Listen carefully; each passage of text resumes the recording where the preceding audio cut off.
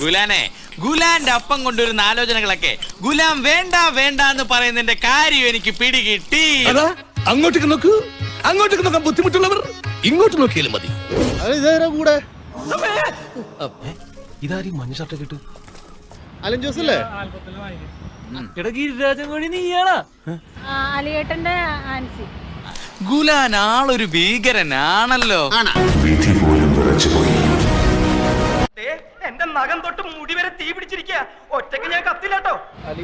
പെണ്ണ് ആൻസി. ആസനത്തിൽ അമ്പ് ഇറച്ച മാതിരി ഞാൻ ഇങ്ങനെ കിടന്ന് നടക്കുക. അധികം എന്റെ അടുത്ത് കളിക്കണ്ടടാ ഗൂർക്കേ.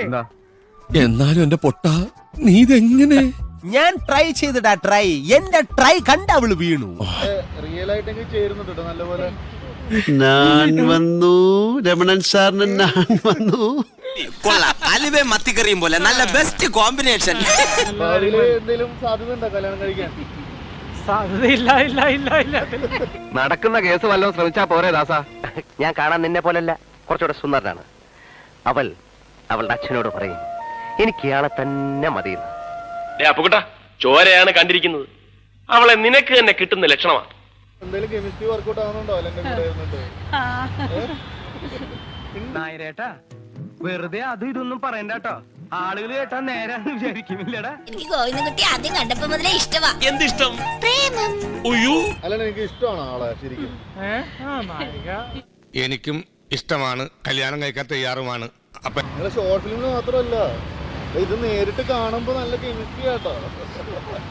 തേങ്ങാ കൊലയാ എന്താ കുറച്ചേരായില്ലോ തുടങ്ങിയിട്ട് ചൊറിയനെ. നിലവിളക്കിനടുത്ത് കരിവിളക്ക് വെച്ചതുപോലെ ഉണ്ട്. അല്ല ആറാട്ടനും നെഞ്ചത്തടിച്ച് ചാവട്ടാ. ഞാൻ കല്യാണം കഴിച്ചിട്ടില്ലെന്ന് വിചാരിച്ചു നീ എന്നെ വെറുതെ ലോലനാക്കരുത് കേട്ടാ. നീ ഉണ്ടായിട്ടുള്ളൂ കേട്ടാ.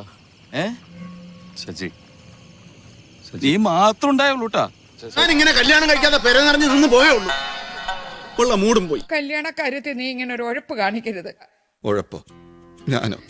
കർത്താവ് പൊറുക്കല പറ്റി വരണത്തിന് കിട്ടിയത് ഇപ്പൊ കിട്ടും. അതാണ് മായാദേവകിക്ക് മകൻ പിറന്നേ, നല്ല മകൻ പിറന്നേ.